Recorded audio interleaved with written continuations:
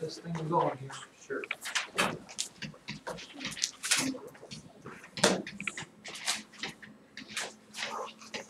Anybody know what a quadrilateral is? Alex! A four-sided shape that has all right angles. That is incorrect. You're close. If you would stop with a four-sided shape, you would have been right. Okay. A four-sided shape. So anything that has four sides is a quadrilateral. Okay, now we have different special types of quadrilaterals, and you have to get their exact. In math, they're pretty particular about their language there. So we're going to describe, these are all quadrilaterals, but these are special quadrilaterals. For example, the first one is when you have, the best way to do it is draw two parallel lines and then two more parallel lines. If you have a quadrilateral that has two sets of parallel lines,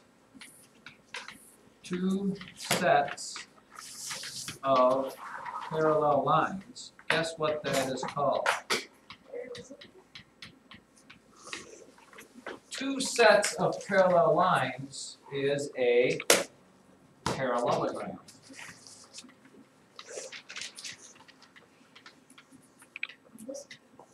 Okay.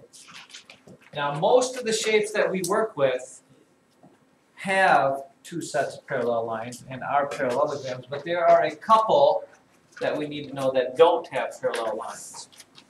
Okay, one of them looks like this, and you've had to draw a couple of these, where you have one set of parallel lines and then the other set are not parallel. Something that has just exactly one set of parallel lines. My pen is not writing half of the time, and I don't know why. Set of parallel lines. Anybody know what that's called? That shape there that has just this line and this line are parallel. The other two are not. Sammy? Trapezoid? It is a trapezoid.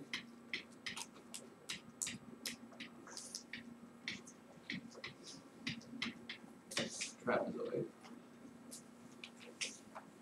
And then the other four-sided shape, okay, that has no parallel lines at all, kind of looks like this, you know, here, and then maybe like this, and then like this, and then this one maybe shoots off at an angle like that. If it has no parallel lines, it's a word you rarely hear, so I wouldn't expect anybody to be jumping up. Does everybody know what that is? Alex says I know it's in the book somewhere. It's called a trapezium. Like a trapeze. Trapezium. No parallel sides at all. Okay.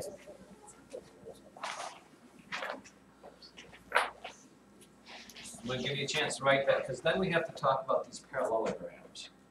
Are we going to have no homework again? Probably not. That may never happen again. So just as a quick little review we got here, remember all of these are quadrilaterals because they have four sides. Okay. When you have those four sides, you can either have no parallel sides, one set of parallel sides, or two sets of parallel sides. Okay. We've got the trapezoid and the trapezium over here. We are now going to focus on parallelograms because that's usually when we talk about them, those are the things we work with the most. And you can think about this. One specific type of parallelogram is when you have two sets of parallel lines and their angles are all right angles. Four right angles. What is that shape called? That was not a square, though. Good try, though. No, yeah, this is a rectangle.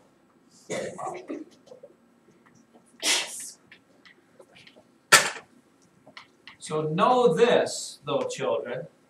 All rectangles are parallelograms, and all rectangles also are quadrilaterals because they have 4 sides. A rectangle is a special type of parallelogram. So all rectangles are parallelograms, but not all parallelograms are going to be rectangles. Remember that. Okay? Because then we've got another parallelogram that looks like this. It has 4 right angles and 4 equal sides. 4 right angles and 4 equal sides. And that is the one, somebody shouted out before there, that is what we define a square as. By the way, technically, I should have actually put this under the, I should have actually put that under the rectangle, because in reality, a square mathematically is also a rectangle. Okay? Because the only definition you need of a rectangle is that it has 4 right angles, and every square has 4 right angles, so every square is also a rectangle. It gets a little wordy, but that's really the way it works. Because there are 4 right angles in a square, and there are, the only definition of a rectangle is that it has 4 right angles, then bam, you get that thing there.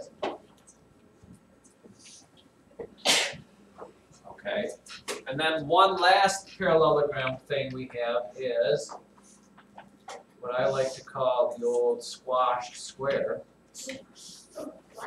It is a parallelogram that looks like this. It just has to have 4 equal sides. Okay, it's a parallelogram with 4 equal sides. Anybody know the definition or the name of the parallelogram with 4 equal sides? It is a rhombus. Rhombus. They should not have rhombus. They should have named it the squash. Now, is a square a rhombus? No. It certainly is. Oh, yeah. Because the definition of a square is that it has to have 4 equal sides, and that's the only definition of a rhombus, is that it has 4 equal sides. A square is actually a special type of rhombus. Now, all squares are rhombuses, but not every rhombus is a square. You have to get that kind of straight in your mind.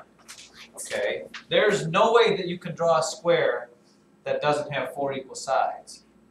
Okay, but there is a way that you can draw 4 equal sides that doesn't have 4 right angles. So not all of these will be squares, but all squares have to be round. By definition, by what we say a square is, all squares have to be this. And that's where you got to watch the exact definitions. How about this? Could a rectangle be a rhombus? No. No. Oh, it could. Yeah. Because the only definition that makes something a rectangle is it's a quadrilateral with 4 right angles. So since all squares are rhombuses, okay, that means a rectangle that is drawn as a square would also be a rhombus. So you can draw a rhombus that has 4 right angles. If you can do this, then yes, some rhombuses could be, or some rectangles could be rhombuses, but not all rectangles. Okay, it gets to be kind of a wordy sort of thing, and the only way you know is by asking yourself, what is it exactly that makes them up?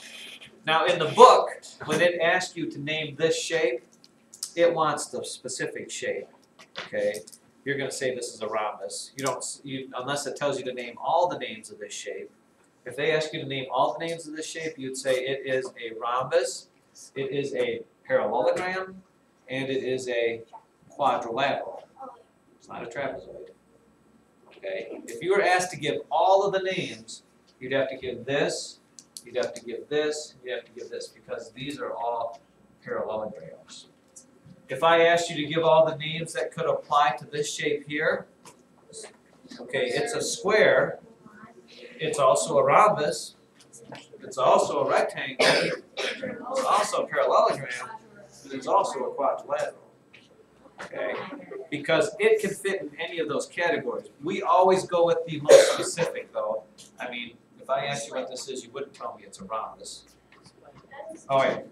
It is a rhombus. But you wouldn't, I mean, if I asked you to name this, it is a rhombus, but you tell me it's a square, because we always go with the most specific that gives you the clearest definition of what it is. Okay, for this one here, you'd say a rhombus, you wouldn't say it's a parallelogram. Okay. This one, how about this shape right here? This shape right here, give me all the definitions. Could this be a rectangle? Yes. No, because it doesn't have right angles. Could it be a square? No. Could it be a rhombus? No. It has to just, this is just a parallelogram because it doesn't have any equal sides, it doesn't have any right angles. And a quadrilateral. So it gets a little wordy, but I think you'll probably handle it there. Look at page 286 for me, and we'll see if we can't nail this down just a little bit more.